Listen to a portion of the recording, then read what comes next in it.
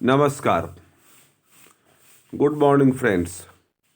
इस वीडियो में हम लोग स्टैंडर्ड 10th का चैप्टर 1 स्टार्ट करेंगे। यूरोप में राष्ट्रवाद का उदय, nationalism, rise of nationalism in Europe, rise of nationalism in Europe, राष्ट्रवाद का उदय। ठीक है, तो फिर स्टार्ट करते हैं, टॉपिक पे आते हैं। सबसे पहले हम लोग ये समझेंगे कि राष्ट्रवाद का मतलब क्या है।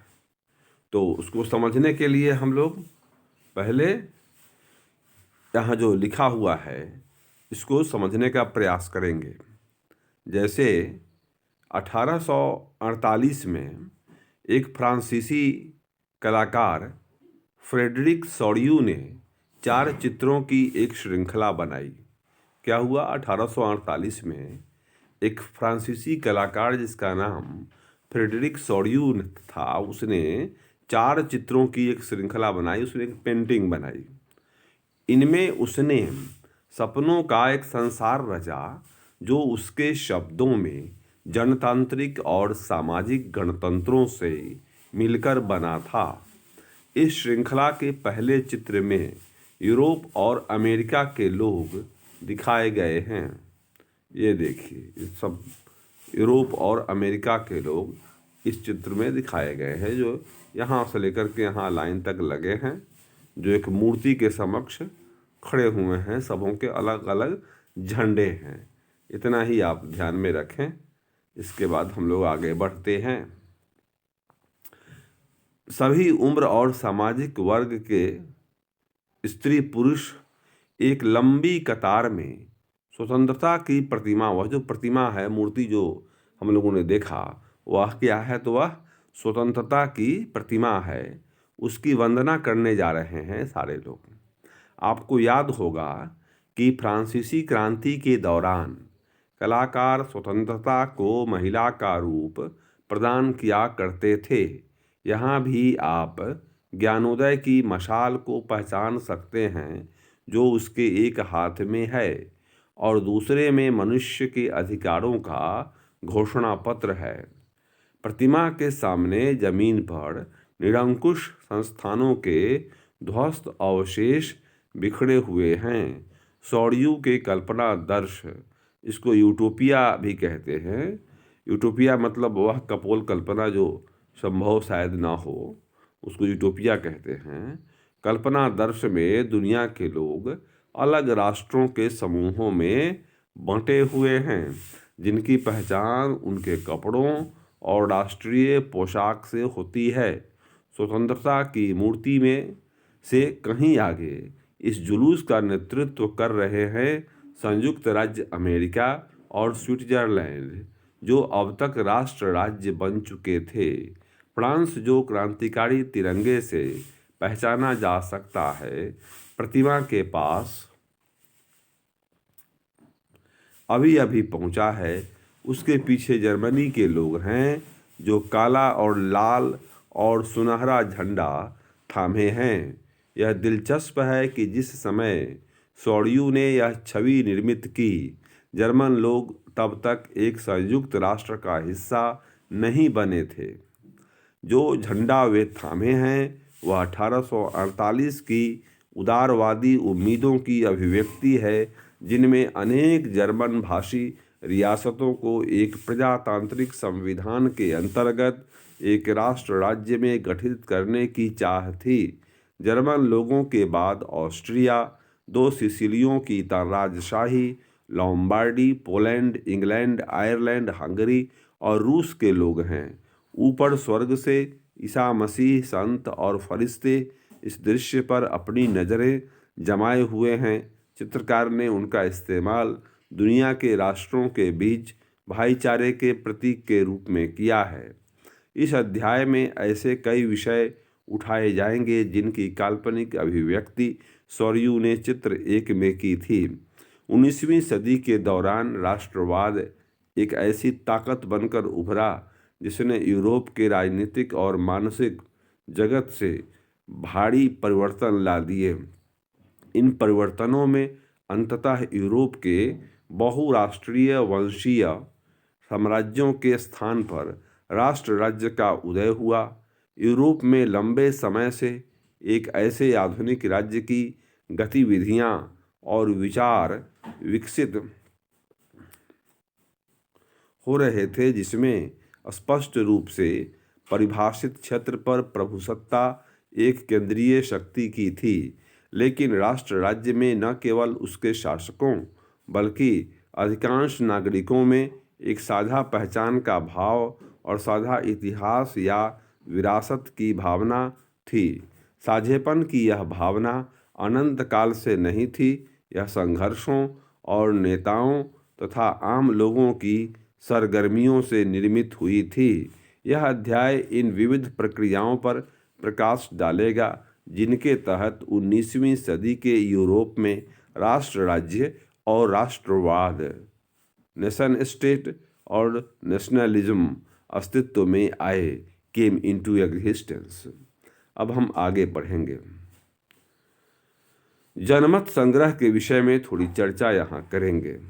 जनमत संग्रह एक प्रत्यक्ष मतदान है जिसके जरिए एक क्षेत्र के सभी लोगों से एक प्रस्ताव को स्वीकार या अस्वीकार करने के लिए पूछा जाता है।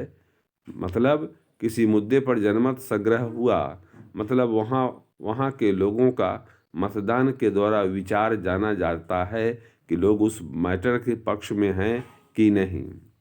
रेनन की समझ के अनुसार एक राष्ट्र की विशेषताओं का संक्षिप्त विवरण दें। उसके मतानुसार राष्ट्र क्यों महत्वपूर्ण है। राष्ट्र व्यक्ति की पहचान के लिए महत्वपूर्ण है। राष्ट्र की एक सीमा होती है। राष्ट्र में रहने वाले समस्त लोगों में एक भाईचारा होता है। उनकी एक साझा विरासत होती है। उनके साझा सपने होते हैं। फ्रांसीसी क्रांति और राष्ट्र का विचार। तो फ्रांसीसी क्रांति में राष्ट्र का विचार कैसे आया, इस मुद्दे को थोड़ा समझने की जरूरत है। राष्ट्रवाद की पहली स्पष्ट अभिव्यक्ति 1789 में फ्रांसीसी क्रांति के साथ हुई। जैसा कि आपको याद होगा, 1789 में फ्रांस एक ऐसा राज्य था जिसके संपूर्ण भूभाग पर एक निरंकुश राजा का आधिपत्य था। फ्रांसीसी क्रांति से जो राजनीतिक और संवैधानिक बदलाव हुए उनसे प्रभुसत्ता राजतंत्र से निकलकर फ्रांसीसी नागरिकों के समूहों में हस्तांतरित हो गई। क्रांति ने घोषणा की कि अब लोगों द्वारा राष्ट्र का गठन होगा और वे ही उसकी नियति तय करेंगे।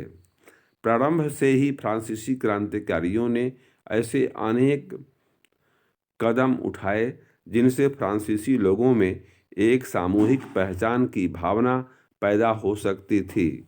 पितृभूमि, ला पैट्री मतलब फ्रांस में ला पैट्री बोले पितृभूमि को, और नागरिक ले सिटियन जैसे विचारों ने एक संयुक्त समुदाय के विचार पर बल दिया जिसे एक संविधान के अंतर्गत समान अधिकार प्राप्त थे। एक संविधान के अंतर्गत समान अधिकार प्राप्त लोगों का समूह। अतः एक नया फ्रांसीसी झंडा, तिरंगा द ट्राई कलर चुना गया जिसने पहले के राजध्वज की जगह ले ली। स्टेट जनरल का चुनाव सक्रिय नागरिकों के समूह द्वारा किया जाने लगा और उसका नाम बदलकर नेशनल असेंबली कर दिया गया।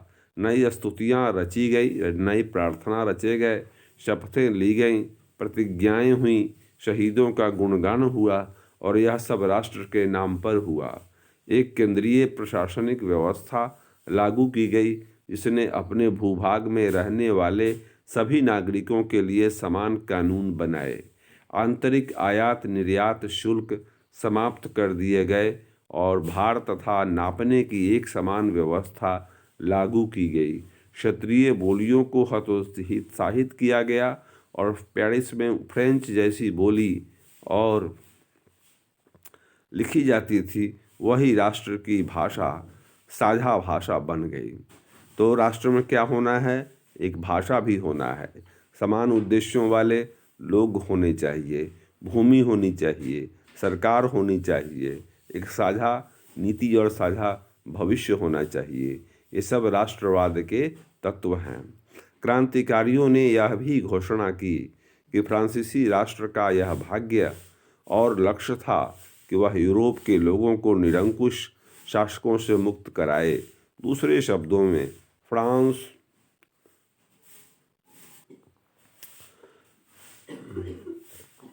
ठीक है, तो क्रांतिकारियों ने यह भी घोषणा की कि फ्रांसीसी राष्ट्र का यह भाग्य और लक्ष्य था कि वह यूरोप के लोगों को निरंकुश शासकों से मुक्त कराए। दूसरे शब्दों में फ्रांस यूरोप के अन्य लोगों को राष्ट्रों में गठित होने में मदद देगा।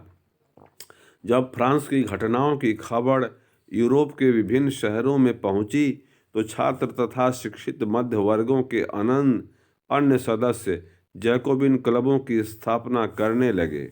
उनकी गतिविधियों और अभियानों ने उन फ्रेंच सेनाओं के लिए रास्ता तैयार किया जो 1790 के दशक में हॉलैंड, बेल्जियम, स्विट्जरलैंड और इटली के बड़े इलाके में घुसीं। क्रांतिकारी युद्धों के शुरू होने के साथ ही फ्रांसीसी सेनाएं राष्ट्रवाद के विचार को विदेशों में ले जाने लगी। नेपोलियन के नियंत्रण में जो विशाल क्षेत्र आया वहां उसने ऐसे अनेक सुधारों की शुरुआत की जिन्हें फ्रांस में पहले ही आरंभ किया जा चुका था। फ्रांस में राजतंत्र वापस लाकर नेपोलियन ने निस्संदेह वहां प्रजातंत्र को नष्ट किया था, मगर प्रशासनिक क्षेत्र में उसने क्रांतिकारी सिद्धांतों का समावेश किया था ताकि पूरी व्यवस्था अधिक तर्कसंगत और कुशल बन सके। 1804 में नागरिक संहिता, जिसे आमतौर पर नेपोलियन की संहिता के नाम से जाना जाता है, ने जन्म पर आधारित विशेषाधिकार समाप्त कर दिए। उसने कानून के समक्ष बराबरी और संपत्ति के अधिकार को सुरक्षित बनाया। इस संहिता को फ्रांसीसी नियंत्रण के अधीन क्षेत्रों में भी लागू किया गया। डच गणतंत्र, स्विट्जरलैंड, इटली और जर्मनी में नेपोलियन ने प्रशासनिक विभाजनों को सरल बनाया, सामंती व्यवस्था को खत्म किया और किसानों को भूदासत्व और जागीरदारी शुल्कों से मुक्ति दिलाई। शहरों में भी कारीगरों के श्रेणी संघों के नियंत्रणों को हटा दिया गया। यातायात और संचार व्यवस्थाओं को सुधारा गया। किसानों, कारीगरों, मजदूरों और नए उद्योगपतियों ने नए नए मिली आज़ादी चखी। उद्योगपतियों और ख़ास तौर पर सामान बनाने वाले लघु उत्पादक यह समझने लगे कि एक समान कानून,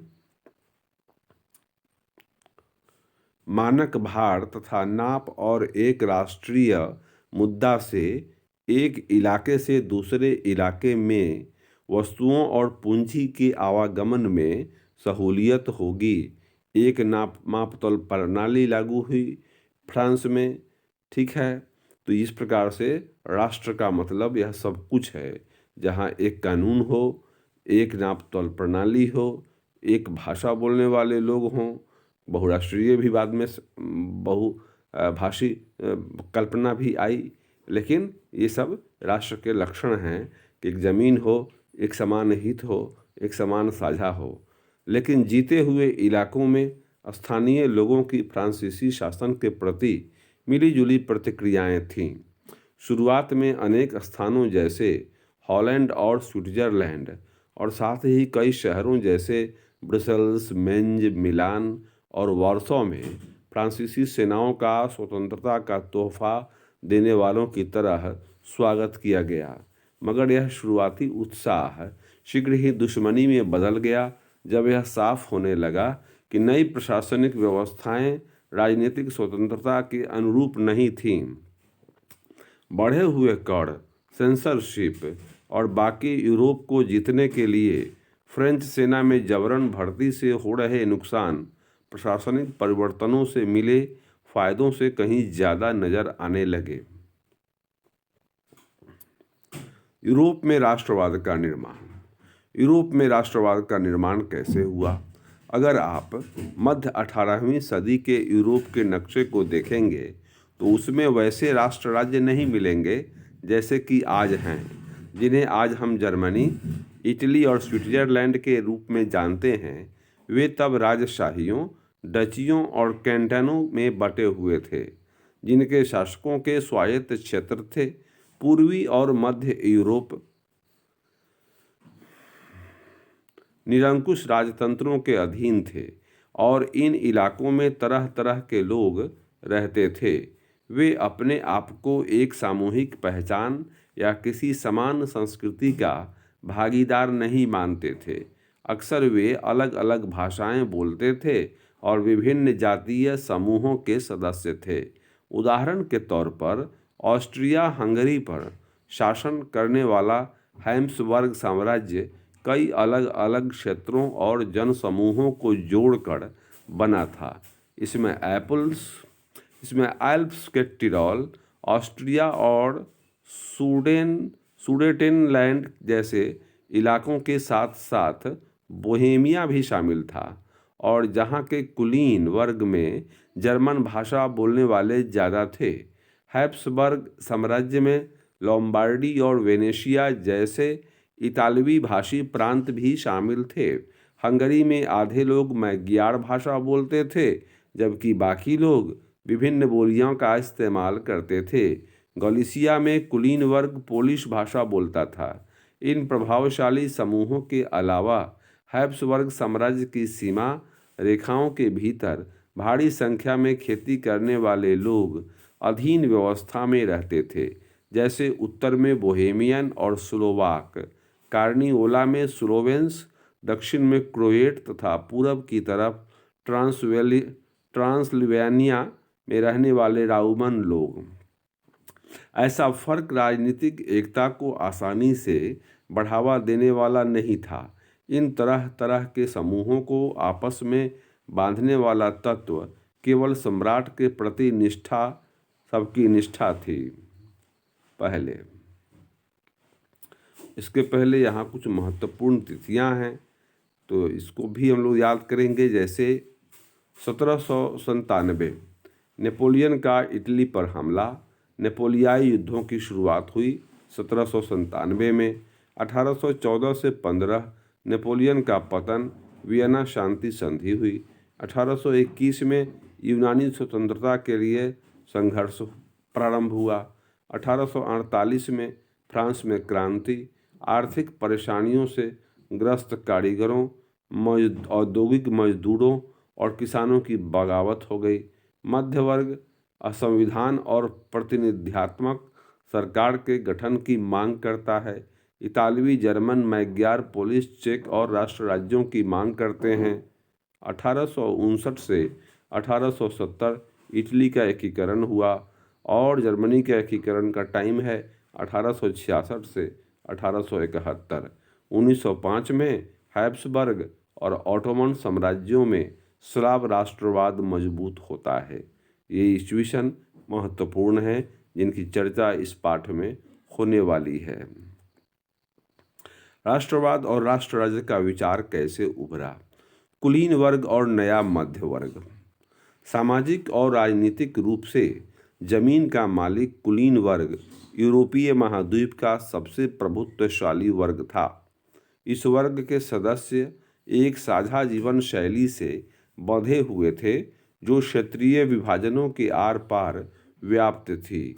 वे ग्रामीण इलाकों में जायदाद और शहरी हवेलियों के मालिक थे। राजनीतिक कार्यों के लिए तथा उच्च वर्गों के बीच वे फ्रेंच भाषा का प्रयोग करते थे। उनके परिवार अक्सर वैवाहिक बंधनों से आपस में जुड़े होते थे, मगर यह शक्तिशाली कुलीन वर्ग संख्या के लिहाज से एक छोटा समूह था। जनसंख्या के अधिकांश लोग कृषक थे। पश्चिम में ज़्यादातर जमीन पर किराएदार और छोटे काश्तकार खेती करते थे, जबकि पूर्वी और मध्य यूरोप में भूमि विशाल जागीरों में बंटी थी, जिस पर भूदास खेती करते थे। पश्चिमी और मध्य यूरोप के हिस्सों में औद्योगिक उत्पादन और व्यापार में वृद्धि से शहरों का विकास और वाणिज्यिक वर्गों का उदय हुआ, जिनका अस्तित्व बाजार के लिए उत्पादन पर टिका था। इंग्लैंड में औद्योगिकरण 18वीं सदी के दूसरे भाग में आरंभ हुआ, लेकिन फ्रांस और जर्मनी के राज्यों के कुछ हिस्सों में यह 19वीं शताब्दी के दौरान ही हुआ।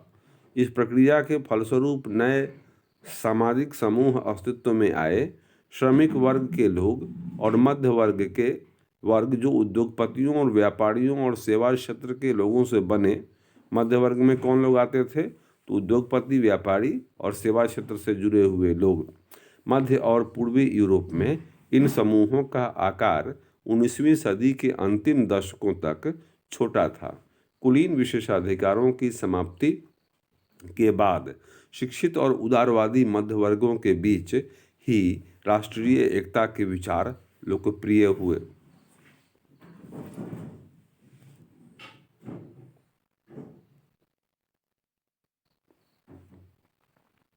उदारवादी राष्ट्रवाद के क्या मायने थे? उदारवादी, liberal nationalism, what does it mean?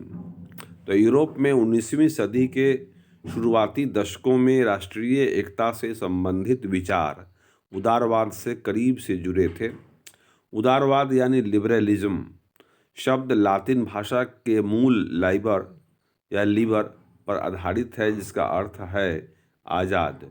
नए मध्य वर्गों के लिए उदारवाद का मतलब था व्यक्ति के लिए आज़ादी और कानून के समक्ष उसकी बराबरी। राजनीतिक रूप से उदारवाद एक ऐसी सरकार पर जोर देता था जो सहमति से बनी हो। फ्रांसीसी क्रांति के बाद उदारवाद निरंकुश शासक और पादरी वर्ग के विशेषाधिकारों की समाप्ति तथा संविधान तथा संसदीय प्रतिनिधि सरकार का पक्षधर था। 19वीं सदी के उदारवादी निजी संपत्ति के स्वामित्व की अनिवार्यता पर बल देते थे, लेकिन यह जरूरी नहीं था कि कानून के समक्ष बराबरी का विचार सबके लिए मताधिकार सफ्रेज के पक्ष में था। सबके लिए मताधिकार के पक्ष में नहीं था लोग। आप याद करें कि क्रांतिकारी फ्रांस उदारवादी प्रजातंत्र का पहला राजनीतिक प्रयोग था और वहाँ मत देने और चुने जाने का अधिकार केवल संपत्तिवान पुरुषों को ही हासिल था। संपत्ति विहीन पुरुष और सभी महिलाओं को राजनीतिक अधिकारों से वंचित रखा गया था। केवल थोड़े समय के लिए जैकोबिन शासन के समय सभी वयस्क पुरुषों को मताधिकार प्राप्त था। जैकोबिन शासन में थोड़े समय के लिए वो रहा, उस समय सभी पुरुषों को मताधिकार मिला था, मगर नेपोलियन की संहिता पुनः सीमित मताधिकार वापस आई। नेपोलियन की संहिता में फिर से सीमित मताधिकार की ही चर्चा हुई और उसने महिलाओं को अवयस्क दर्जा देते हुए उन्हें पिताओं और पतियों के अधीन कर दिया। संपूर्ण 19वीं सदी तक 20वीं सदी के आरंभिक वर्षों में महिलाओं और संपत्ति विहीन पुरुषों ने समान राजनीतिक अधिकारों की मांग करते हुए विरोध आंदोलन चलाए। आर्थिक क्षेत्र में उदारवाद बाजारों की मुक्ति और चीज़ों तथा पूंजी के आवागमन पर राज्य द्वारा लगाए गए नियंत्रणों को खत्म करने के पक्ष में था। 19वीं सदी के दौरान उभरते हुए मध्य वर्गों की यह जोरदार मांग थी। आइए हम 19वीं सदी के पहले भाग में जर्मन भाषी इलाकों का उदाहरण लें। नेपोलियन के प्रशासनिक कदमों से अनगिनत छोटे प्रदेशों से 39 राज्यों का एक महासंघ बना। इनमें से प्रत्येक की अपनी मुद्रा और नापतोल प्रणाली थी। 1833 में हैम्बर्ग से न्यूरेमबर्ग का जाकर अपना माल बेचने वाले एक व्यापारी को 11 सीमा शुल्क नाकों से गुजरना पड़ता था। टैक्स पे करने की इतनी कठिनाई थी और हर बार लगभग 5% सीमा शुल्क टैक्स देना पड़ता था। शुल्क अक्सर वस्तुओं का वजन या आकार के अनुसार लगाए जाते थे। चूँकि हर क्षेत्र की अपनी नापतोल व्यवस्था थी, अतः हिसाब लगाने में समय लगता था। मसलन कपड़े को नापने का पैमाना एले था जिसकी लंबाई जगह बदलने के साथ घटती बढ़ती थी। अगर एक एल कपड़ा फ्रैंकफर्ट में खरीदा जाता तो 54.7 सेंटीमीटर मिलता, मेंज में 55.1 सेंटीमीटर, न्यूरेमबर्ग में 65.6 सेंटीमीटर और फ्राइबर्ग में 53.5 सेंटीमीटर। नए वाणिज्यिक वर्ग ऐसी परिस्थिति को आर्थिक विनिमय और विकास में बाधक मानते हुए एक ऐसे एकीकृत आर्थिक क्षेत्र के निर्माण के पक्ष में थे, तर्क दे रहे थे जहां वस्तुओं, लोग और पूंजी का आवागमन बाधा रहित हो। 1834 में प्रशा की पहल पर एक शुल्क संघ जॉलवेराइन स्थापित किया गया,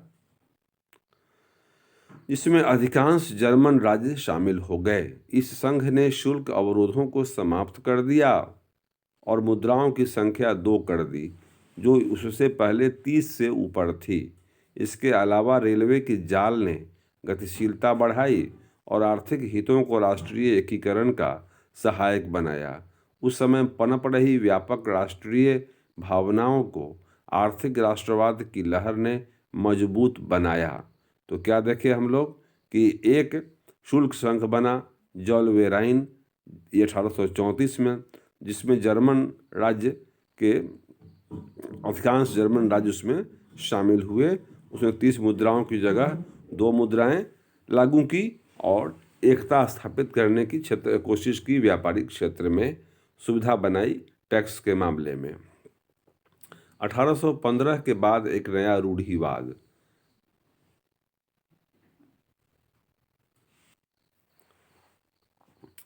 1815 के बाद एक नया रूढ़िवाद।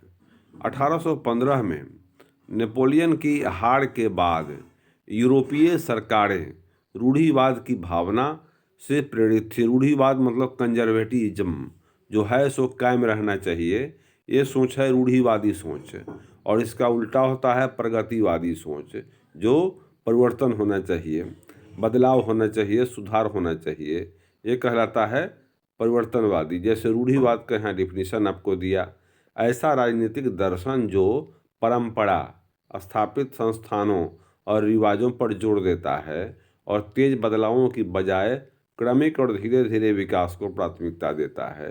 मतलब जो है सो कायम रहना चाहिए, सुधार के बहुत कम होगा, इसमें धीरे धीरे होगा। नेपोलियन द्वारा शुरू किए गए रूढ़िवादी मानते थे कि राज्य और समाज की स्थापित परंपराएं, संस्थाएं जैसे राजतंत्र, चर्च, सामाजिक ऊंच नीच, संपत्ति और परिवार को बनाए रखना चाहिए।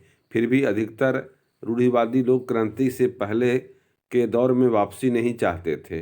नेपोलियन द्वारा शुरू किए गए परिवर्तनों से उन्होंने यह जान लिया था कि आधुनिकीकरण राजतंत्र जैसी पारंपरिक संस्थाओं को मजबूत करने में सक्षम था।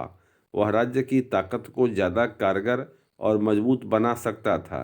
एक आधुनिक सेना, कुशल नौकरशाही, गतिशील अर्थव्यवस्था, सामंतवाद और भूदासत्व की समाप्ति यूरोप के निरंकुश राजतंत्रों को शक्ति प्रदान कर सकते थे। 1815 में ब्रिटेन, रूस, प्रशा और ऑस्ट्रिया जैसी यूरोपीय शक्तियों, जिन्होंने मिलकर नेपोलियन को हराया था, के प्रतिनिधि यूरोप के लिए एक समझौता तैयार करने के लिए वियना में मिले। वियना कांग्रेस। इस सम्मेलन में कांग्रेस की मेजबानी ऑस्ट्रिया के चांसलर ड्यूक मेटरनिख ने की। इसमें प्रतिनिधियों ने 1815 की वियना संधि, ट्रीटी ऑफ वियना तैयार की, जिसका उद्देश्य उन कई सारे बदलावों को खत्म करना था जो नेपोलियाई युद्धों के दौरान हुए थे। फ्रांसीसी क्रांति के दौरान हटाए गए बुर्बो वंश को सत्ता में बहाल किया गया और फ्रांस ने उन इलाकों को खो दिया जिन पर कब्जा उसने नेपोलियन के अधीन किया था। फ्रांस की सीमाओं पर कई राज्य कायम कर दिए गए ताकि भविष्य में फ्रांस विस्तार न कर सके। अतः उत्तर में नीदरलैंड्स का राज्य स्थापित किया, जिसमें बेल्जियम शामिल था, और दक्षिण में पीरमोंट में जिनोवा जोड़ दिया गया। प्रशा को इसकी पश्चिमी सीमाओं पर महत्वपूर्ण नए इलाके दिए गए, जबकि ऑस्ट्रिया को उत्तरी इटली का नियंत्रण सौंपा गया, मगर नेपोलियन ने उन 40 राज्यों का जो जर्मन महासंघ स्थापित किया था उसे बरकरार रखा गया। पूर्व में रूस को पोलैंड का एक हिस्सा दिया गया, जबकि प्रसा को सैक्सनी का एक हिस्सा प्रदान किया गया। इन सबका मुख्य उद्देश्य उन राजतंत्रों की बहाली था जिन्हें नेपोलियन ने बर्खास्त कर दिया था। साथ ही यूरोप में एक नई रूढ़िवादी व्यवस्था कायम करने का लक्ष्य भी था। यह मेटरनिख की देखरेख में हुआ। 1815 में स्थापित रूढ़िवादी शासन व्यवस्थाएं निरंकुश थीं। ये प्रतिक्रांतिवादी लोग थे, क्रांति के विरोधी लोग थे। क्रांति के सिद्धांतों को इन्होंने दबाया और पुराने राजवंशों को स्थापित किया। 1815 के बाद यूरोप में रूढ़िवादी शासनों का प्रभाव देखा जाता है। वे आलोचना और असहमति बर्दाश्त नहीं करती थीं। उन्होंने उन गतिविधियों को दबाना चाहा जो निरंकुश सरकारों की वैधता पर सवाल उठाती थीं। ज़्यादातर सरकारों ने सेंसरशिप के नियम बनाए, जिनका उद्देश्य अखबारों, किताबों, नाटकों और गीतों में व्यक्त उन बातों पर नियंत्रण लगाना था जिनसे फ्रांसीसी क्रांति से जुड़े स्वतंत्रता और मुक्ति के विचार झलकते थे। लेकिन फिर भी फ्रांसीसी क्रांति की स्मृति उदारवादियों को लगातार प्रेरित कर रही थी। नई रूढ़िवादी व्यवस्था के आलोचक उदारवादी राष्ट्रवादियों द्वारा उठाया गया एक मुख्य मुद्दा था प्रेस की आज़ादी। प्रेस की आज़ादी के लिए आंदोलन शुरू हुआ। उनकी मांग थी प्रेस की आज़ादी। ठीक है, अब हम लोग इसके आगे पढ़ेंगे। क्रांतिकारी 1815 के बाद के वर्षों में दमन के भय ने अनेक उदारवादी राष्ट्रवादियों को भूमिगत कर दिया। बहुत सारे यूरोपीय राज्यों में क्रांतिकारियों को प्रशिक्षण देने और विचारों का प्रसार करने के लिए गुप्त संगठन उभर आए। उस समय क्रांतिकारी होने का मतलब उन राजतंत्रीय व्यवस्थाओं का विरोध करने से था जो वियना कांग्रेस के बाद स्थापित की गई थीं। साथ ही स्वतंत्रता और मुक्ति के लिए प्रतिबद्ध होना और संघर्ष करना क्रांतिकारी होने के लिए जरूरी था। ज़्यादातर क्रांतिकारी राष्ट्र राज्यों की स्थापना को आज़ादी के संघर्ष का अनिवार्य हिस्सा मानते थे। राष्ट्र राज्यों की आवश्यकता इसीलिए थी कि मेटरनिख के द्वारा स्थापित रूढ़िवादी व्यवस्थाओं के खिलाफ राष्ट्र राज्यों की स्थापना होनी चाहिए जो वंशों पर आधारित न हो करके राष्ट्र के हितों पर आधारित होंगे। ऐसा ही वह व्यक्ति था इटली का क्रांतिकारी ज्यूसेपी मैत्सिनी। उसका जन्म 1807 में जेनोवा में हुआ था। वह कार्बोनारी के संयुक्त संगठन का सदस्य बन गया। 24 साल की युवावस्था में लिगुरिया में क्रांति करने के लिए उसे बहिष्कृत कर दिया गया। तत्पश्चात उसने 2 और भूमिगत संगठनों की स्थापना की। पहला था मार्सेई में यंग इटली और दूसरा बर्न में यंग यूरोप, जिसके सदस्य पोलैंड, फ्रांस, इटली और जर्मन राज्यों में समान विचार रखने वाले युवा थे। मैत्सिनी का विश्वास था कि ईश्वर की मर्जी के अनुसार राष्ट्र ही मनुष्यों की प्राकृतिक इकाई थी। अतः इटली छोटे राज्यों और प्रदेशों के पैबंदों की तरह नहीं रह सकता था। उसे जोड़कर राष्ट्रों के व्यापक गठबंधन के अंदर एकीकृत गणतंत्र बनाना ही था।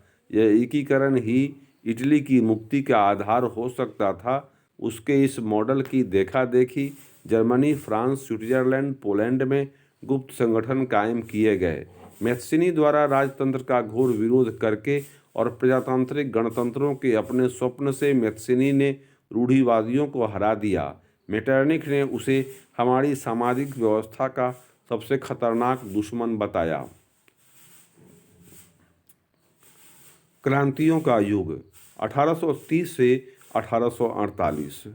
जैसे जैसे रूढ़िवादी व्यवस्थाओं ने अपनी ताकत को और मजबूत बनाने की कोशिशें की, यूरोप के अनेक क्षेत्रों में उदारवाद और राष्ट्रवाद को क्रांति से जोड़कर देखा जाने लगा। इटली और जर्मनी के राज्य, ऑटोमन साम्राज्य के सूबे, आयरलैंड और पोलैंड ऐसे ही कुछ क्षेत्र थे। इन क्रांतियों का नेतृत्व उदारवादी राष्ट्रवादियों ने किया, जो शिक्षित मध्यवर्गीय विशिष्ट लोग थे। उनमें प्रोफेसर, स्कूली अध्यापक, क्लर्क और वाणिज्य व्यापार में लगे मध्य वर्गों के लोग शामिल थे। प्रथम विद्रोह फ्रांस में जुलाई 1830 में हुआ। बूर्बो राजा, जिन्हें 1815 के बाद हुई रूढ़िवादी प्रतिक्रिया के दौरान सत्ता में बहाल किया गया था, उन्हें अब उदारवादी क्रांतिकारियों ने उखाड़ फेंका। उनकी जगह एक संवैधानिक राजतंत्र स्थापित किया गया, जिसका अध्यक्ष लुई फिलिप था। मेटरनिख ने एक बार यह टिप्पणी की थी कि जब फ्रांस छींकता है तो बाकी यूरोप को सर्दी जुकाम हो जाता है। जुलाई क्रांति से ब्रुसेल्स से भी विद्रोह भड़क गया, जिसके फलस्वरूप United Kingdom of the Netherland से अलग हो गया।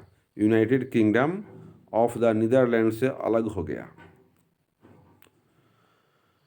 ब्रुसेल्स से भड़क गया। एक घटना जिसने पूरे यूरोप के शिक्षित अभिजात वर्ग में राष्ट्रीय भावनाओं का संचार किया, वह थी यूनान का स्वतंत्रता संग्राम। 15वीं सदी से यूनान ऑटोमन साम्राज्य का हिस्सा था। यूरोप में क्रांतिकारी राष्ट्रवाद की प्रगति से यूनानियों का आज़ादी के लिए संघर्ष 1821 में आरंभ हो गया। यूनान में राष्ट्रवादियों को निर्वासन में रह रहे यूनानियों के साथ पश्चिमी यूरोप के अनेक लोगों का भी समर्थन मिला, जो प्राचीन यूनानी संस्कृति के प्रति सहानुभूति रखते थे। कवियों और कलाकारों ने यूनान को यूरोपीय सभ्यता का पालन बताकर प्रशंसा की और एक मुस्लिम साम्राज्य के विरुद्ध यूनान के संघर्ष के लिए जनमत जुटाया। अंग्रेज कवि लॉर्ड बायरन ने धन इकट्ठा किया और बाद में युद्ध में लड़ने भी गए, जहां 1824 में बुखार से उनकी मृत्यु हो गई। अंततः 1832 की कुस्तुनतुनिया की संधि ने यूनान को एक स्वतंत्र राष्ट्र की मान्यता दी। कॉन्स्टेंटिनोपल, ये कुस्तुनतुनिया। रूमानी कल्पना और राष्ट्रीय भावना। राष्ट्रवाद का विकास केवल युद्धों और क्षेत्रीय विस्तार से नहीं हुआ। राष्ट्र के विचार के निर्माण में संस्कृति ने एक अहम भूमिका निभाई। कला, काव्य, कहानियों, किस्सों और संगीत ने राष्ट्रवादी भावनाओं को गढ़ने और व्यक्त करने में सहयोग दिया। आइए हम रूमानीवाद को देखें, जो एक ऐसा सांस्कृतिक आंदोलन था जो एक खास तरह की राष्ट्रीय भावना का विकास करना चाहता था। आमतौर पर रूमानी कलाकारों और कवियों ने तर्क वितर्क और विज्ञान के महिमा मंडन की आलोचना की और उसकी जगह भावनाओं, अंतर्दृष्टि और रहस्यवादी भावनाओं पर जोर दिया।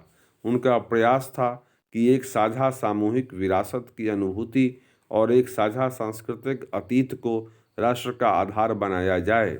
जर्मन दार्शनिक योहान गॉटफ्रीड जैसे रूमानी चिंतकों ने दावा किया कि सच्ची जर्मनी संस्कृति उसके आम लोगों दास वॉक में निहित थी।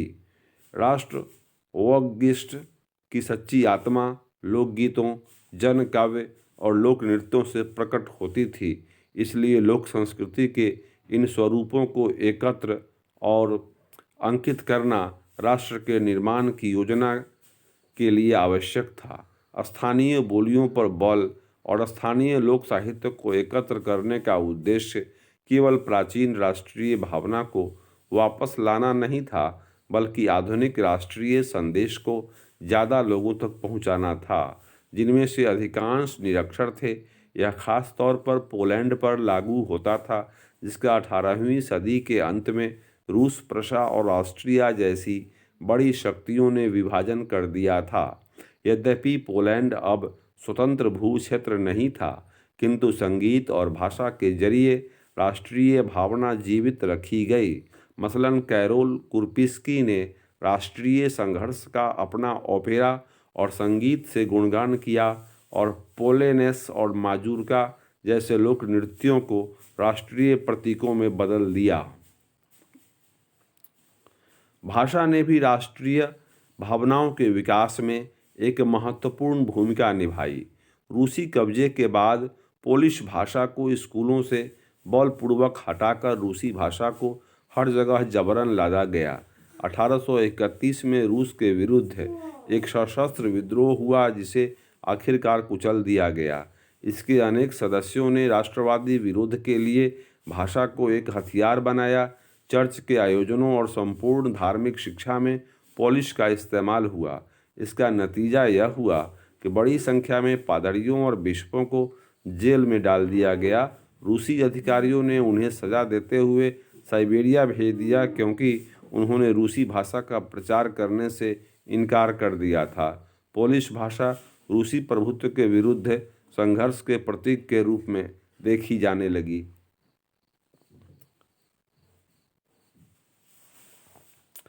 भूख, कठिनाइयाँ और जन विद्रोह। 1830 का दशक यूरोप में कठिनाइयाँ लेकर आया। 19वीं सदी के प्रथम भाग में पूरे यूरोप में जनसंख्या में ज़बरदस्त वृद्धि हुई। ज़्यादातर देशों में नौकरी ढूंढने वालों की तादाद उपलब्ध रोजगार से अधिक थी। ग्रामीण क्षेत्रों की अतिरिक्त आबादी शहर जाकर भीड़ से भरी गरीब बस्तियों में रहने लगी। नगरों के लघु उत्पादकों को अक्सर इंग्लैंड से आयातित मशीन से बने सस्ते कपड़े से कड़ी प्रतिस्पर्धा का सामना करना पड़ रहा था। इंग्लैंड में औद्योगिकरण का स्तर महाद्वीप से ऊंचा था। महाद्वीप को यह प्रतिस्पर्धा कपड़ा उद्योग में ज़्यादा झेलनी पड़ रही थी क्योंकि इसका उत्पादन मुख्यतः घरों और छोटे कारखानों में होता था। केवल आंशिक रूप से मशीनीकृत था। यूरोप के उन इलाकों में जहां कुलीन वर्ग अभी भी सत्ता में था, कृषक सामंती शुल्कों और जिम्मेदारियों के बोझ तले दबे थे। खाने पीने की चीज़ों के मूल्य बढ़ने या किसी वर्ष फसल खराब होने के शहर और गांवों में व्यापक गरीबी फैल जाती थी।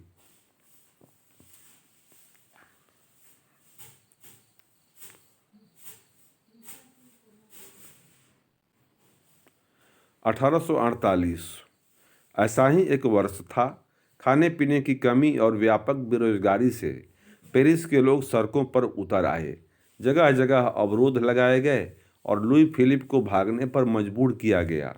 राष्ट्रीय सभा नेशनल असेंबली ने एक गणतंत्र की घोषणा करते हुए 21 वर्ष से ऊपर सभी वयस्क पुरुषों को मताधिकार प्रदान किया, काम के अधिकार की गारंटी दी। रोजगार उपलब्ध कराने के लिए राष्ट्रीय कारखाने स्थापित किए गए।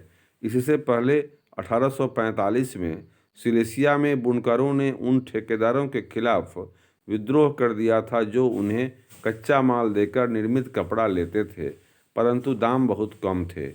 पत्रकार विल्हेम वोल्फ ने सिलेसिया के एक गांव की घटनाएं इस प्रकार बयान की हैं। इन गांवों में 1800 आबादी वाले गांव थे। वो सूती कपड़ा बुनने का व्यवसाय सबसे व्यापक है। श्रमिकों की हालत खस्ता है। काम के लिए बेताब लोगों का फ़ायदा उठाकर ठेकेदारों ने बनवाए जाने वाले माल की कीमतें गिरा दी हैं। 4 जून को दोपहर 2 बजे बुनकरों की एक भीड़ अपने घरों से निकली और 2 कतारों में चलते हुए ठेकेदार की कोठी पहुंची। वे ज़्यादा मजदूरी की मांग कर रहे थे। उनके साथ कभी घृणा का व्यवहार किया गया तो कभी धमकियां दी गईं। इसके बाद यह भीड़ घर में ज़बरदस्ती घुस गई और चमचमाती खिड़कियां और फर्नीचर, चीनी मिट्टी की बनी नफीस चीज़ें तोड़ दी। एक अन्य गुट ने भंडार गृह में घुसकर कपड़े के भंडार को लूटकर उसे तार तार कर दिया। ठेकेदार अपने परिवार के साथ पड़ोस के गांव भाग गया। हालांकि ऐसे व्यक्ति को उस गांव में शरण देने से इनकार कर दिया। ऐसे व्यक्ति को दूसरे गांव के लोगों ने भी शरण देने से इनकार कर दिया। वह 24 घंटे बाद सेना को बुलाकर उसकी मदद से लौटा। इसके बाद जो टकराव हुआ उसमें 11 बुनकरों को गोली मार दी गई। 1848 उदारवादियों की क्रांति।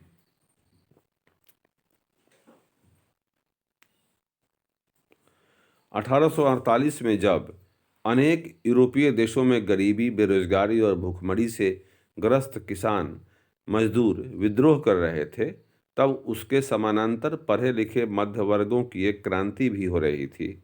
फरवरी 1848 की घटनाओं से राजा को गद्दी छोड़नी पड़ी थी और एक गणतंत्र की घोषणा की गई जो सभी पुरुषों के सार्वत्रिक मताधिकार पर आधारित था। यूरोप के अन्य भागों में जहां अभी तक स्वतंत्र राष्ट्र राज्य अस्तित्व में नहीं आए थे, जैसे Germany, Italy, Poland, Austro Hungarian साम्राज्य, वहाँ के उदारवादी मध्य वर्गों के स्त्री पुरुषों ने संविधानवाद की मांग की, कॉन्स्टिट्यूशनलिज्म, संविधानवाद की मांग को राष्ट्रीय एकीकरण, नेशनल यूनिफिकेशन की मांग से जोड़ दिया। उन्होंने बढ़ते हुए जन असंतोष का फायदा उठाया और एक राष्ट्र राज्य के निर्माण की मांगों को आगे बढ़ाया। यह राष्ट्र राज्य संविधान, प्रेस की स्वतंत्रता और संगठन बनाने की आज़ादी जैसे संसदीय सिद्धांतों पर आधारित था। जर्मन इलाकों में बड़ी संख्या में राजनीतिक संगठनों ने फ्रैंकफर्ट शहर में मिलकर एक सर्व जर्मन नेशनल असेंबली के पक्ष में मतदान का फैसला लिया।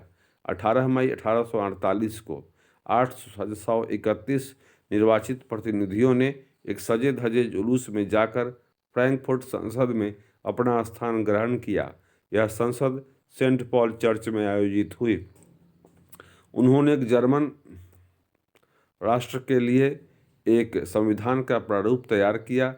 इस राष्ट्र की अध्यक्षता एक ऐसे राजा को सौंपी गई जिसे संसद के अधीन रहना था। जब प्रतिनिधियों ने प्रशा के राजा फ्रेडरिक विल्हेम चतुर्थ को ताज पहनाने की पेशकश की तो उसने उसे अस्वीकार कर उन राजाओं का साथ दिया जो निर्वाचित सभा के विरोधी थे। जहाँ कुलीन वर्ग और सेना का विरोध बढ़ गया, वही संसद का सामाजिक आधार कमजोर हो गया। संसद में मध्य वर्गों का प्रभाव अधिक था, जिन्होंने मजदूरों और कारीगरों की मांगों का विरोध किया, जिससे वे उनका समर्थन खो बैठे। अंत में सैनिकों को बुलाया गया और असेंबली भंग होने पर मजबूर हुई। उदारवादी आंदोलन के अंदर महिलाओं को राजनीतिक अधिकार प्रदान करने का मुद्दा विवादास्पद था। हालांकि आंदोलन में वर्षों से बड़ी संख्या में महिलाओं ने सक्रिय रूप से भाग लिया था। महिलाओं ने अपने राजनीतिक संगठन स्थापित किए, अखबार शुरू किए और राजनीतिक बैठकों और प्रदर्शन में शिरकत की। इसके बावजूद उन्हें असेंबली के चुनाव के दौरान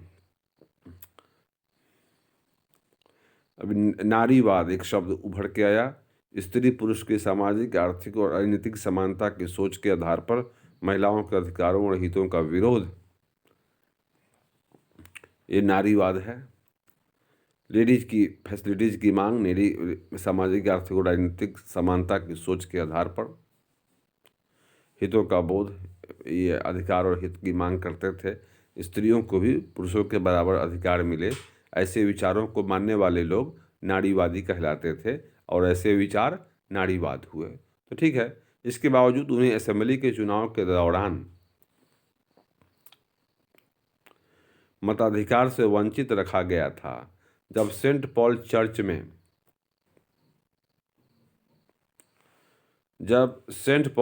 में फ्रैंकफर्ट संसद की सभा आयोजित की गई थी, तब महिलाओं को केवल प्रेक्षकों की हैसियत से दर्शक दीर्घा में खड़े होने दिया गया। हालांकि रूढ़िवादी ताकतें 1848 में उदारवादी आंदोलनों को दबा पाने में कामयाब हुई, किंतु वे पुरानी व्यवस्था बहाल नहीं कर पाईं। राजाओं को यह समझ में आना शुरू हो गया था कि उदारवादी राष्ट्रवाद क्रांतिकारियों को रियायतें देकर ही क्रांति और दमन के चक्र को समाप्त किया जा सकता था। अतः 1848 के बाद के वर्षों में मध्य और पूर्वी यूरोप की निरंकुश राजशाहियों ने उन परिवर्तनों को आरंभ किया जो पश्चिमी यूरोप में 1815 से पहले हो चुके थे। इस प्रकार हैब्सबर्ग अधिकार वाले क्षेत्रों और रूस में भूदासत्व और बंधुआ मजदूरी समाप्त कर दी गई। हैब्सबर्ग शासकों ने हंगरी के लोगों को ज़्यादा स्वायत्तता प्रदान की। हालांकि इससे निरंकुश मैग्यारों के प्रभुत्व का रास्ता ही साफ हुआ। नए शब्द आए हैं। विचारधारा एक खास प्रकार की सामाजिक एवं राजनीतिक दृष्टि को इंगित करने वाले विचारों का समूह। भिन्न भिन्न विचारधाराएं मतलब भिन्न भिन्न समूहों को इंगित करती हैं।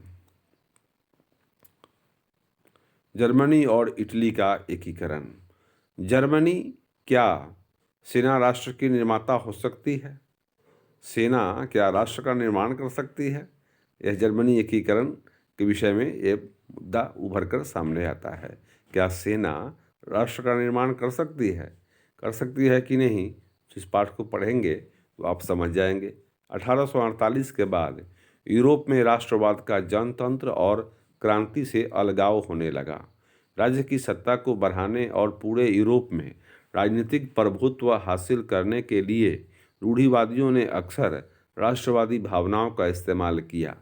इसे उस प्रक्रिया में देखा जा सकता है जिससे जर्मनी और इटली एकीकृत होकर राष्ट्र राज्य बने। जैसा आपने देखा है, राष्ट्रवादी भावनाएं मध्यवर्गीय जर्मन लोगों में काफ़ी व्याप्त थीं। उन्होंने 1848 में जर्मन महासंघ के विभिन्न इलाकों को जोड़कर एक निर्वाचित संसद द्वारा शासित राष्ट्र राज्य बनाने का प्रयास किया था, मगर राष्ट्र निर्माण की यह उदारवादी पहल राजशाही और फौज की ताकत ने मिलकर दबा दी। उनका प्रशा के बड़े भूस्वामियों ने भी समर्थन किया। इसके पश्चात प्रशा ने राष्ट्रीय एकीकरण के आंदोलन का नेतृत्व संभाल लिया। उसका प्रमुख मंत्री ऑटो वन बिस्मार्क इस प्रक्रिया का जनक था, जिसने प्रशा की सेना और नौकरशाही की मदद ली। 7 वर्ष के दौरान ऑस्ट्रिया, डेनमार्क और फ्रांस से 3 युद्धों में प्रवेश को प्रशा की जीत हुई और एकीकरण की प्रक्रिया पूरी हुई। जनवरी 1871 में वर्साय में हुए एक समारोह में प्रशा के राजा विलियम प्रथम को जर्मनी का सम्राट घोषित किया गया। 18 जनवरी 1871 की सुबह बेहद ठंडी थी। जर्मन राज्यों के राजकुमारों, सेनाओं के प्रतिनिधियों और प्रमुख मंत्री ऑटो वन बिस्मार्क समेत प्रशा के महत्वपूर्ण मंत्रियों की एक बैठक वर्साय के महल के बेहद ठंडे Sheesh Mahal hall of mirrors में हुई। सभा ने प्रशा के काइजर विलियम प्रथम के नेतृत्व में नए जर्मन साम्राज्य की घोषणा की। जर्मनी में राष्ट्र निर्माण प्रक्रिया ने प्रशा राज्य की शक्ति के प्रभुत्व को दर्शाता था। नए राज्य ने जर्मनी की मुद्रा, बैंकिंग और कानूनी तथा न्यायिक व्यवस्थाओं के आधुनिकीकरण पर काफ़ी जोर दिया और प्रशा द्वारा उठाए गए कदम और उसकी कार्रवाइयाँ बाकी जर्मनी के लिए अक्सर एक मॉडल बना। अब इटली की बात करेंगे। जर्मनी की तरह इटली में भी राजनीतिक विखंडन का एक लंबा इतिहास था। इटली अनेक वंशानुगत राज्यों तथा बहुराष्ट्रीय हैब्सबर्ग साम्राज्य में बिखरा हुआ था। 19वीं सदी के मध्य में इटली 7 राज्यों में बंटा हुआ था, जिनमें से केवल एक सार्डिनिया पिडमॉन्ट में इतालवी राजघराने का शासन था। उत्तरी भाग ऑस्ट्रियाई हैब्सबर्गों के अधीन था। मध्य इलाकों पर पोप का शासन था और दक्षिणी क्षेत्र स्पेन के बुर्बो राजाओं के अधीन थे। इतालवी भाषा ने भी साझा रूप हासिल नहीं किया था और अभी तक इसके विविध क्षेत्रीय और स्थानीय रूप मौजूद थे। 1830 के दशक में ज्यूसेप्पे मैत्सिनी ने एकीकृत इतालवी गणराज्य के लिए एक सुविचारित कार्यक्रम प्रस्तुत करने की कोशिश की थी। उसने अपने उद्देश्यों के प्रसार के लिए यंग इटली नामक एक गुप्त संगठन भी बनाया था। 1831 और 48 में क्रांतिकारी विद्रोहों की सफलता से युद्ध के जरिए इतालवी राज्यों को जोड़ने की जिम्मेदारी सार्डिनिया पिडमॉन्ट के शासक विक्टर इमैनुएल द्वितीय पर आ गई। इस क्षेत्र के शासक अभिजात वर्ग की नज़रों में एकीकृत इटली और उसके लिए आर्थिक विकास और राजनीतिक प्रभुत्व की संभावनाएं उत्पन्न करता था। मंत्री प्रमुख काउंट कैबूर, जिसने इटली के प्रदेशों को एकीकृत करने वाले आंदोलन का नेतृत्व किया, न तो एक क्रांतिकारी था, न ही जनतंत्र में विश्वास रखने वाला। इतालवी अभिजात वर्ग के तमाम अमीर और शिक्षित सदस्यों की तरह वह इतालवी भाषा से कहीं बेहतर फ्रेंच बोलता था। फ्रांस से सार्डिनिया पिडमॉन्ट की एक चतुर कूटनीतिक संधि जिसके पीछे काबूर का हाथ था, से सार्डिनिया पीडमोंट 1859 में ऑस्ट्रियाई बलों को हरा पाने में कामयाब हुआ। नियमित सैनिकों के अलावा ज्यूसेppe गैरिबाल्डी के नेतृत्व में भारी संख्या में सशस्त्र स्वयंसेवकों ने इस युद्ध में हिस्सा लिया। 1860 में वे दक्षिण इटली और दोस्त इटलियों के राज्य में प्रवेश कर गए और स्पेनी शासकों को हटाने के लिए स्थानीय किसानों का समर्थन पाने में सफल रहे। 1861 में इमैनुअल द्वितीय को एकीकृत इटली का राजा घोषित किया गया, मगर इटली के अधिकांश निवासी, जिनमें निरक्षरता की दर काफ़ी ऊंची थी, अभी भी उदारवादी राष्ट्रवादी विचारधारा से अनजान थे। दक्षिणी इटली में जिन आम किसानों ने गैरिबाल्डी को समर्थन दिया था, उन्होंने इटालिया के बारे में कभी सुना ही नहीं था और वे मानते थे कि ला टालिया विक्टर इमैनुअल की पत्नी थी। यही इटालिया से इटली बना है देश। तो वे गांव के लोग क्या समझते थे, इटालिया का मतलब कि ला टालिया मतलब वो विक्टर इमैनुअल की पत्नी थी। ब्रिटेन की अजीब दास्तान है। कुछ विद्वानों ने तर्क दिया है कि राष्ट्र या राष्ट्र राज्य का मॉडल या आदर्श ग्रेट ब्रिटेन है। ब्रिटेन में राष्ट्र राज्य का निर्माण अचानक हुई कोई उथल पुथल या क्रांति का परिणाम नहीं था। यह एक लंबी चलने वाली प्रक्रिया का नतीजा था। 18वीं सदी के पहले ब्रितानी राष्ट्र था ही नहीं। ब्रितानी था ब्रिटेन। ब्रितानी द्वीप समूह में रहने वाले लोगों, अंग्रेज, वेल्स, स्कॉट और आयरिश की मुख्य पहचान निर्जातीय एथनिक थी।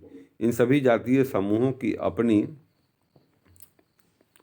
सांस्कृतिक और राजनीतिक परंपराएं थीं।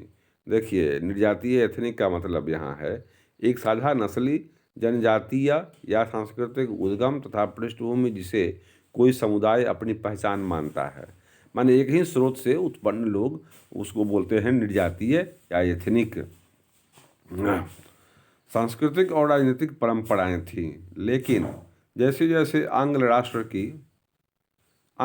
की धन दौलत, अहमियत और सत्ता में वृद्धि हुई, लेकिन जैसे जैसे आंग्ल राष्ट्र की धन दौलत, अहमियत और सत्ता में वृद्धि हुई, वह द्वीप समूह के अन्य राष्ट्रों पर अपना प्रभुत्व बढ़ाने में सफल हुआ। एक लंबे टकराव और संघर्ष के बाद आंग्ल संसद ने 1688 में राजतंत्र से ताकत छीन ली थी। इस संसद के माध्यम से एक राष्ट्र राज्य का निर्माण हुआ, जिसके केंद्र में इंग्लैंड था। इंग्लैंड और स्कॉटलैंड के बीच एक्ट ऑफ यूनियन 1707 से United Kingdom of great Britain का गठन हुआ। इससे इंग्लैंड व्यवहार में स्कॉटलैंड पर अपना प्रभुत्व जमा पाया। इसके बाद ब्रितानी संसद में आंग्ल सदस्यों का दबदबा रहा। एक ब्रितानी पहचान के विकास का अर्थ यह हुआ कि स्कॉटलैंड की खास संस्कृति और राजनीतिक संस्थानों को योजनाबद्ध तरीके से दबाया गया। स्कॉटिश हाईलैंड्स के निवासी जिन कैथोलिक कुलों ने जब भी अपनी आज़ादी को व्यक्त करने का प्रयास किया, उन्हें ज़बरदस्त दमन का सामना करना पड़ा। स्कॉटिश हाईलैंड्स के लोगों को अपनी गैलिक भाषा बोलने या अपनी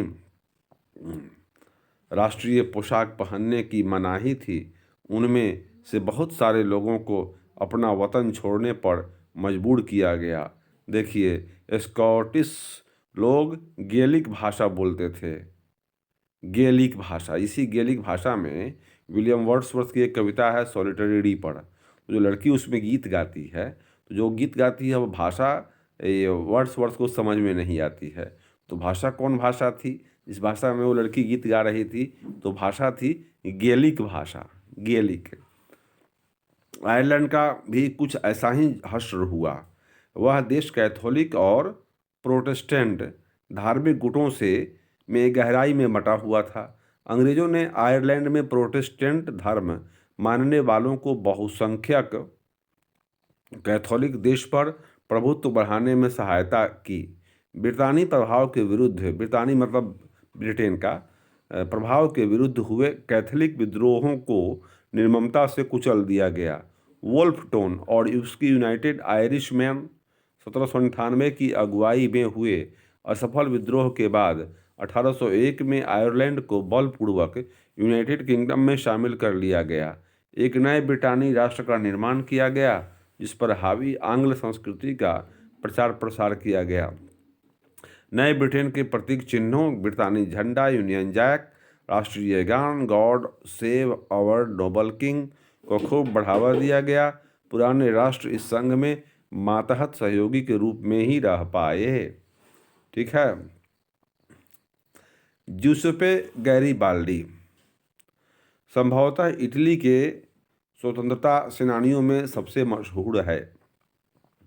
उसका संबंध एक ऐसे परिवार से था जो तटीय व्यापार में संलग्न था और वह स्वयं व्यापारिक नौसेना में एक नाविक था।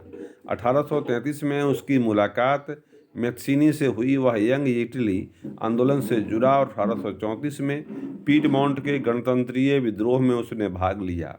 यह विद्रोह कुचल दिया गया और गैरिबाल्डी को दक्षिण अमेरिका भागना पड़ा, जहां वह 1848 तक निर्वासन में रहा। 1854 में उसने विक्टर इमैनुएल द्वितीय का समर्थन किया जो इतालवी राज्यों को एकीकृत करने का प्रयास कर रहा था। 1860 में गैरिबाल्डी ने दक्षिण इटली की तरफ एक्सपीडिशन ऑफ दी 1000 लोगों का अभियान का नेतृत्व किया। इस अभियान में नए स्वयंसेवक जुड़ते चले गए और उनकी संख्या लगभग 30,000 तक पहुंच गई।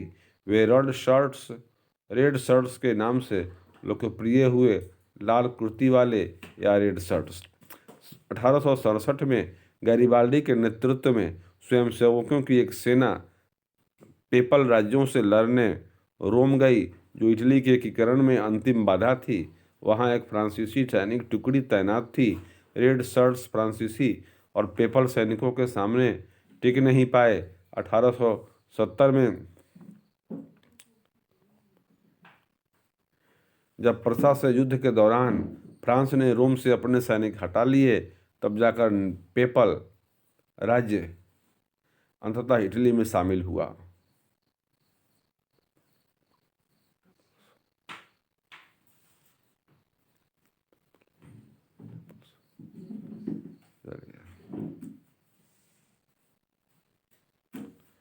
ये पेपल जनाब एक गलत है। पेपल जो है ना मिसप्रिंट है, पेपल्स नहीं, यह है नेपल्स। ठीक है, पेपल को आप नेपल्स पढ़ें, ये छापने में मिसप्रिंट है। ये पेपल नहीं है, नेपल है। नेपल्स, नो नो प नहीं, नेपल्स, ये नेपल है। नेपल राज्य था, पेपल नहीं। ये मिसप्रिंट है निश्चित रूप से। ठीक है।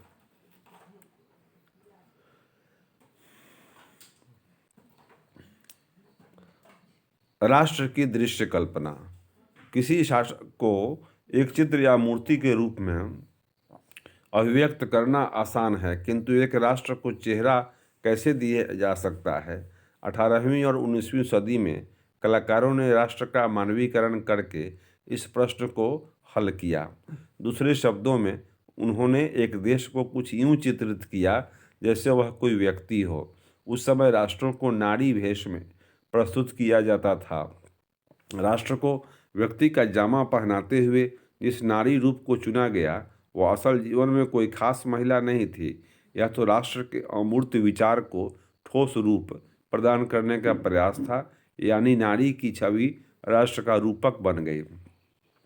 आपको याद होगा कि फ्रांसीसी क्रांति के दौरान कलाकारों ने स्वतंत्रता, न्याय और गणतंत्र जैसे विचारों को व्यक्त करने के लिए नारी रूपक का प्रयोग किया। इन आदर्शों को विशेष वस्तुओं या प्रतीकों से व्यक्त किया गया था। जैसा कि आपको याद होगा, स्वतंत्रता का प्रतीक लाल टोपी या टूटी जंजीर है।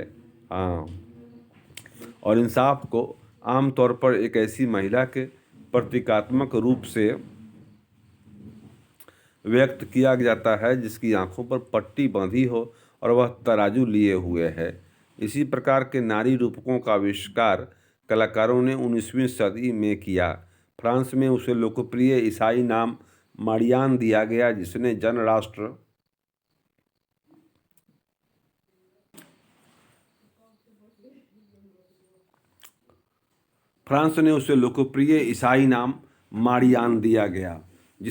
राष्ट्र के विचार को रेखांकित किया। जन राष्ट्र। उसके चिन्ह भी स्वतंत्रता और गणतंत्र के थे, लाल टोपी, तिरंगा और कलगी। मारियान की प्रतिमाएं सार्वजनिक चौकों पर लगाई गईं ताकि जनता को एकता के राष्ट्रीय प्रतीक की याद आती रहे और लोग उससे तादात्म्य स्थापित कर सकें, जुड़ सकें। मारियान की छवि सिक्कों और डाक टिकटों पर अंकित की गई। इसी तरह जर्मेनिया जर्मन राष्ट्र का रूपक बन गई। जर्मनिया की पूजा जर्मन राष्ट्र में हुई। चाक्षुष अभिव्यक्तियों में जर्मनिया बलूत वृक्ष के पत्तों का मुकुट पहनती है, क्योंकि जर्मन बलूत वीरता का प्रतीक है। जर्मनिया बलूत वृक्ष के पत्तों का मुकुट पहनती है। नए शब्द आए हैं, रूपक। ये रूपक है। देखिए भाई, जब किसी अमूर्त विचार, लालच, ईर्ष्या, स्वतंत्रता, मुक्ति को किसी व्यक्ति या किसी चीज के जरिए इंगित किया जाता है, एक रूपात्मकता कहानी के अर्थ होते हैं कि दो अर्थ होते हैं, एक शाब्दिक और एक प्रतीकात्मक। मैंने रूपक उदाहरण दिया गया, एक चित्रित करने का प्रयास किया गया, एक रूपक बनाया गया कि ऐसी ही होती है देश की एकता या स्वतंत्रता या जो भी को मुक्ति। तो नए शब्द अब क्या बने?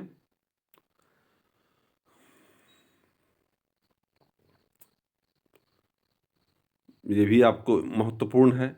टूटी हुई बेड़ियां प्रतीक हैं आज़ादी मिलना का। बाज छाप कवच जर्मन साम्राज्य की प्रतीक शक्ति। बलूत पत्तियों का मुकुट बहादुरी। तलवार मुकाबले की तैयारी। तलवार या लिपटी जैतून की डाली शांति की चाह। काला, लाल और सुनहरा तिरंगा वो 1848 में उदारवादी राष्ट्रवादियों का झंडा, जिसे जर्मन राज्यों के ड्यूक्स ने प्रतिबंधित घोषित किया। उगते सूर्य की किरणें, एक नए युग की शुरुआत।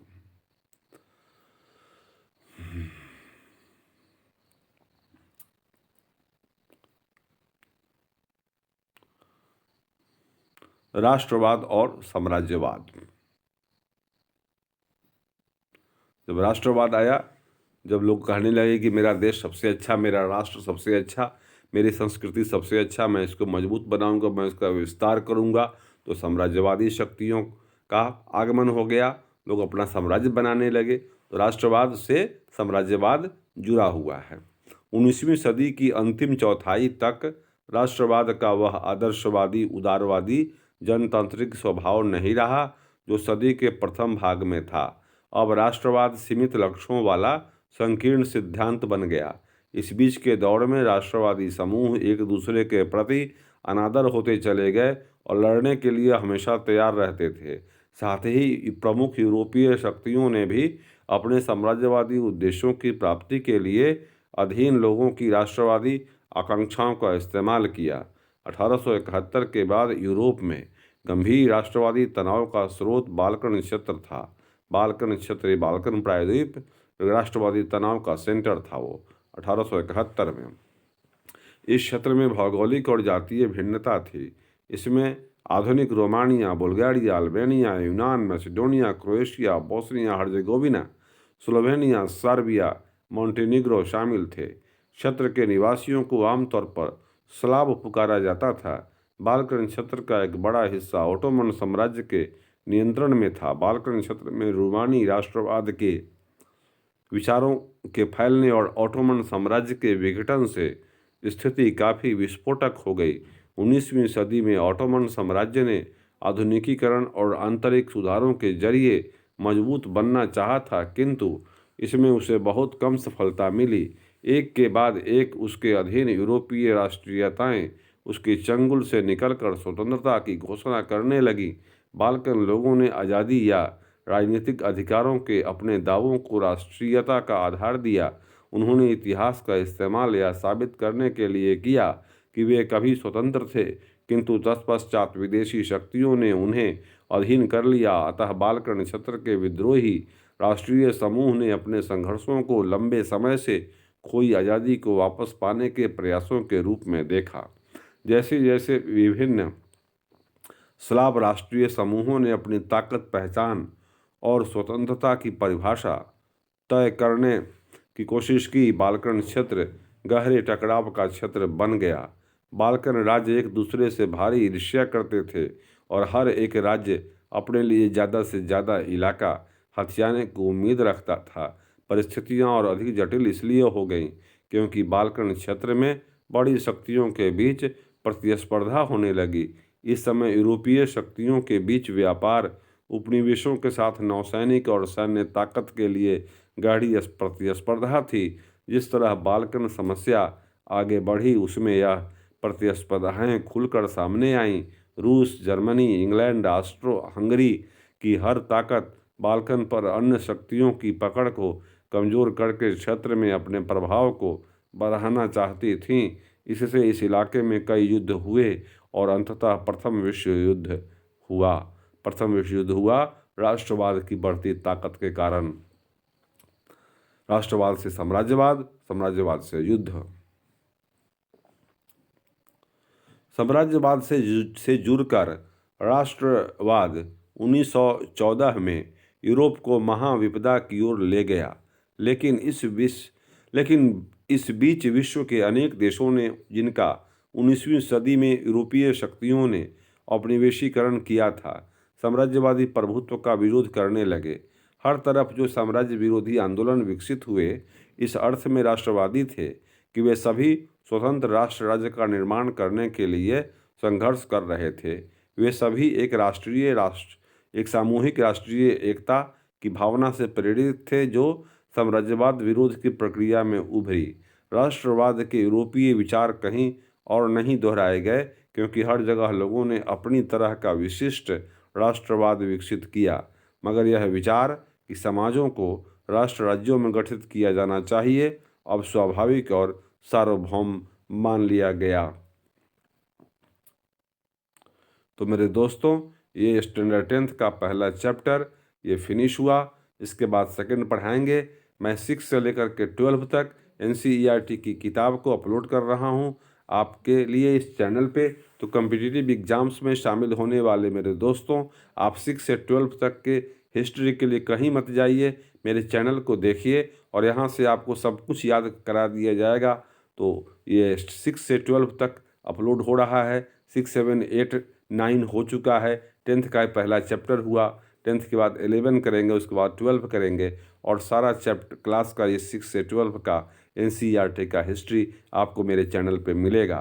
तो आप इसको देखते रहिए। Thank you for viewing. Have a nice